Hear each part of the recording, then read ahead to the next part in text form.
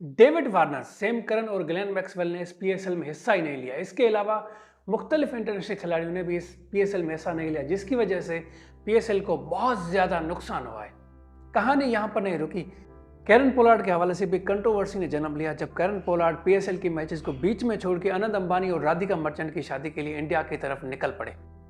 कराची में एक बहुत बड़ी कंट्रोवर्सी शुरू हुई थी जब पीएसएल के शुरुआती प्लेऑफ चल रहे थे। उसमें यह हुआ था कि बहुत ही कम लोग मैच देखने के लिए आ रहे थे, जिसकी वजह से कराची के लोगों के ऊपर बहुत बड़ी तनकीद हो रही थी। क्या वजह है कि कराची के लोग मैच देखने के लिए नहीं आ रहे। वसीम अकरम और मुख्तलिफ खिलाड़ियों ने तुन के तनकीद की थी कि क्या वजह है कि कराची के लोग मैच देखने के लिए ग्राउंड में नहीं आ रहे। इसके अलावा भी कुछ और मसले हैं, जैसे कि प्लेयर्स की नामुनासिब परफॉर्मेंस और मिसमैनेजमेंट, जिन मसलों ने बहुत ज़्यादा नुकसान पहुंचाया है पीएसएल को। मेरा नाम है अल्ताफ मर। तो कैसे हैं आप लोग? आज हम पीएसएल के साथ जो मुख्तलिफ मसाइल हैं उनके बारे में बात करेंगे। ये भी जानेंगे क्या लेवल है उन मसलों की जिन्होंने पीएसएल को बहुत ज़्यादा नुकसान पहुंचाया है। ये वीडियो आखिर तक देखिएगा, तब आपको पता लगेगा कि क्या वजूहात हैं जिनकी वजह से पीएसएल 9 काफ़ी हद तक नाकाम रहा। अगर आप नए हैं मेरे चैनल पर तो इसे सब्सक्राइब कर लें। इससे पहले कि हम पीएसएल के मुख्तलिफ मसलों को जानें, तो पहले चलते हैं पीएसएल क्या है उसके बारे में बात करते हैं। पाकिस्तान सुपर लीग, जिसे पाकिस्तान क्रिकेट बोर्ड ने बनाया है, ये दुनिया की दूसरी बड़ी लीग मानी जाती है आईपीएल के बाद। मुख्तलिफ जो बैन अवी खिलाड़ी हैं उन्होंने पीएसएल को अच्छी रेटिंग दी है और पीएसएल के बारे में अच्छी बातें की हैं। पीएसएल ने अपनी जो बुनियाद है 2015 में रखी, जिसमें 5 टीमें बना दी गई थी: कराची किंग्स, कोयटा ग्लेडिएटर्स, पेशावर जालमी, लाहौर कलंदर्स और इस्लामाबाद यूनाइटेड। इसका पहला सेशन मुकम्मल तौर पे मुत्तहिदा अरब अमारात में 2016 में हुआ था। इसका दूसरा सीजन 2017 में यूएई में हुआ था, जबकि उसका फाइनल लाहौर में हुआ था। अब वक्त था पीएसएल की एक नई टीम बनाने का, तो मुल्तान सुल्तान को एक नई टीम बना दिया गया। जैसे ही मुल्तान सुल्तान एक नई टीम बनी, तो उसके बाद 3 मैचेस पाकिस्तान में करा दी गई, जिसमें 2 एलिमिनेटर राउंड से और फाइनल भी पाकिस्तान में खेला गया। ये वो दिन थे जब पाकिस्तान में इंटरनेशनल क्रिकेट के ऊपर पाबंदियां थी और पाकिस्तान और मुश्किलातों का शिकार हो रहा था। तो पाकिस्तान ने सोचा क्यों ना आहिस्ता आहिस्ता पीएसएल के कुछ ज़्यादा मैचेस पाकिस्तान में कराई जाएं। उसके बाद 2019 में पाकिस्तान ने ज़्यादा कोशिश की और ज़्यादा मैचेस पाकिस्तान में ही हुए। अब सिलसिला था पाकिस्तान में पीएसएल की सारी मैचेस को लाने का, तो पाकिस्तान क्रिकेट बोर्ड ने एक बड़ी ही अच्छी कोशिश की। उसके बाद 2020 में सारी मैचेस पाकिस्तान में ही हुई। अब नज़र डालते हैं जिन्होंने पीएसएल जीता है। वैसे तो हर टीम ने पीएसएल की एक ट्रॉफी ज़रूर जीती है, लेकिन 2 ऐसी टीमें हैं जिन्होंने 2 मरतबा ये टाइटल जीता है। एक है लाहौर कलंदर, दूसरी है इस्लामाबाद यूनाइटेड। दूसरी तरफ कराची किंग्स, कोयटा ग्लेडिएटर्स, पेशावर जालमी और मुल्तान सुल्तान ने एक एक मरतबा टाइटल जीता है। पीएसएल के सीजन 9 में इस्लामाबाद यूनाइटेड ने मुल्तान सुल्तान को शिकस्त दी है और वो तीसरी मरतबा टाइटल विनर बन गया है पीएसएल का। यह था पीएसएल का थोड़ा सा तारुफ। अब चलते हैं क्या वजूहात हैं जिनकी वजह से मुख्तलिफ जो खिलाड़ी हैं वो पीएसएल में नहीं आए।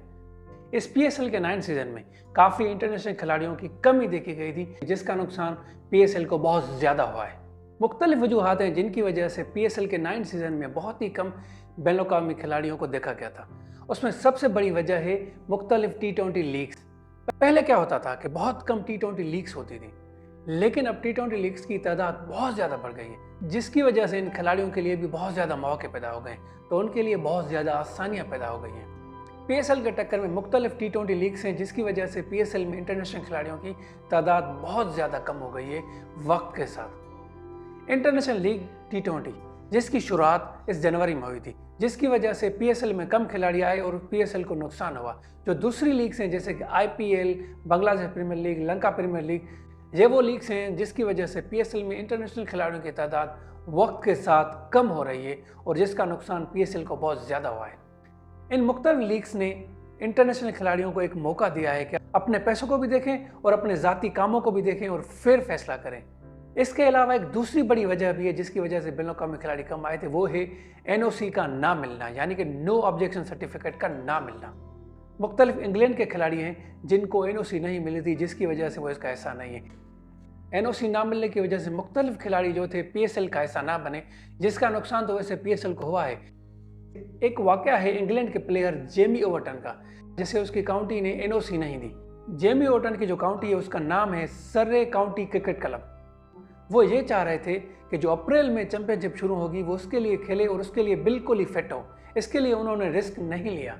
कहानी यहाँ पर नहीं रुकी। रेसी टॉपलेबिस पीएसएल सीजन 9 का ऐसा ना बने क्योंकि वो जख्मी हो गए थे। डेविड वार्नर, सैम करन और ग्लेन मैक्सवेल वो खिलाड़ी हैं जिन्होंने पीएसएल में हिस्सा लेने के लिए कोशिश ही ना की। कैरन पोलार्ड के हवाले से भी कंट्रोवर्सी ने जन्म लिया जब कैरन पोलार्ड पीएसएल की मैचेस को बीच में छोड़ के अनंत अंबानी और राधिका मर्चेंट की शादी के लिए इंडिया की तरफ निकल पड़े। मुख्तलिफ लोगों ने कैरन पोलार्ड के ऊपर तनकीद करना शुरू कर दी और ये कहना शुरू कर दिया कि क्या वजह थी कैरन पोलार्ड पीएसएल को बीच में छोड़ के चले गए, जबकि उसकी टीम कराची किंग्स को उसकी बहुत ज्यादा जरूरत थी। हकीकत यह है कि कैरन पोलार्ड मुंबई इंडियंस की तरफ से आईपीएल में खेलते हैं। कैरन पोलार्ड ने आईपीएल की 13 सीजन्स में मैचेस खेले हैं। जो 5 टाइटल्स मुंबई इंडियंस ने जीते हैं उसमें कैरन पोलार्ड का भी अच्छा किरदार रहा है। जो मुंबई इंडियंस है वो मुकेश अंबानी की अपनी टीम है और मुकेश अंबानी अपनी टीम को बहुत ज़्यादा अहमियत देता है और हर बड़े इवेंट में उन्हें ज़रूर बुलाता है। ये तो कैरन पोलार्ड था, कोई भी होता, भले बाबर आजम होता या शाहीन शाह अफरीदी, अगर मुंबई इंडियंस की तरफ से खेल रहे होते तो वो भी बड़े मज़े से चले जाते वहाँ पे। आपने अंबानी खानदान के इस इवेंट में देखा कि किस तरह से शाहरुख खान, सलमान खान और आमिर खान डांस कर रहे थे। इसके अलावा अगर आप नजर डालें तो मुकेश अंबानी की टीम आखिर कैरन पोलार्ड को कितने पैसे देती है तो आप ये सुन के हैरान रह जाएंगे। मुकेश अंबानी की टीम ने 2022 में कैरन पोलार्ड को एक सीजन खेलने के लिए $8 लाख दिए, जबकि पीएसएल में उसे $1,04,000 के करीब पैसे मिल रहे हैं एक सीजन खेलने के लिए। अगर आप अंदाजा लगाएं तो अगर 7 सीजन भी ये यहाँ पे खेल ले फिर भी उतने पैसे नहीं बनेंगे इसके जितने इसके एक आईपीएल में बन रहे हैं। तो क्यों वो कुर्बानी देगा, क्यों वो मुकेश अंबानी जैसे बंदे को ना कहेगा। तो इसीलिए इस कंट्रोवर्सी को खुदा हाफिज कह ले। पीएसएल 9 की सीजन की जो मुश्किलातों का सफर है यहीं पे खत्म नहीं होता मेरे दोस्त। जो कराची का क्रिकेट ग्राउंड है उसके हवाले से भी एक बहुत बड़ी कंट्रोवर्सी शुरू हुई थी। पीएसएल के जो शुरुआती प्लेऑफ्स हो रहे थे उसमें कराची में बहुत ही कम लोग मैच देखने के लिए आ रहे थे, जिसकी वजह से कराची और कराची के लोगों के ऊपर बड़ी ही तनकीद की जा रही थी। अब चलते हैं उस मसले को समझते हैं, क्या वजह थी कि कराची में लोग पीएसएल की मैचेस कम देखने के लिए आ रहे थे। सबसे बड़ी वजह है कराची की ट्रैफिक। कराची के ट्रैफिक में लोग 2 घंटे बड़ी आसानी से फंस जाते हैं अगर कोई पीएसएल का मैच चल रहा होता है कराची के नेशनल स्टेडियम में। वसीम अकरम जो खुद कराची के क्राउड के ऊपर तुन के तनकीद कर रहा था, उसके साथ भी ऐसा वाक़या पेश आया। वो मैच देखने के लिए कराची के नेशनल स्टेडियम की तरफ जा रहे थे और वो ट्रैफिक में 1.5 घंटा फंसे रहे। जब वो स्टेडियम के करीब थे तो उन्होंने ये सोचा कि अब वापस चलते हैं, क्योंकि वो बहुत ही मायूस हो चुके थे उस ट्रैफिक के हवाले से।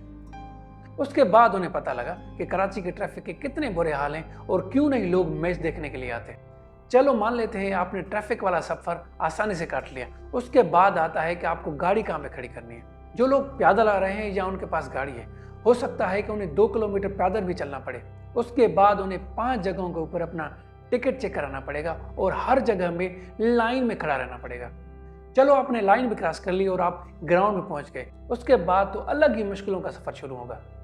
जैसे ही आप ग्राउंड में पहुंचेंगे तो आप देखेंगे बड़े बड़े खंभे लगे हुए हैं, बड़ी बड़ी नेट्स लगी हुई हैं। वहाँ से सही तरीके से ना आप प्लेयर्स को देख पाएंगे, ना सही तरीके से सोच पाएंगे कि हो क्या रहा है ग्राउंड में। आप कहेंगे क्या हालत है, इससे अच्छा होता कि मैं घर में मैच देखता और वहीं पे ही मैच देख के एंजॉय करता। इसके अलावा मिसमैनेजमेंट और खिलाड़ियों की नामुनासिब परफॉर्मेंस ने भी पीएसएल को बहुत ज़्यादा नुकसान पहुंचाया है। हम उम्मीद करते हैं जो पीएसएल 10 सीजन होगी उसमें ये सारे मसले नहीं होंगे और जो पीएसएल की मैनेजमेंट है वो इसे बड़ी अच्छे तरीके से हल कर देगी। अपनी राय पीएसएल के मसलों के हवाले से ज़रूर दीजिएगा।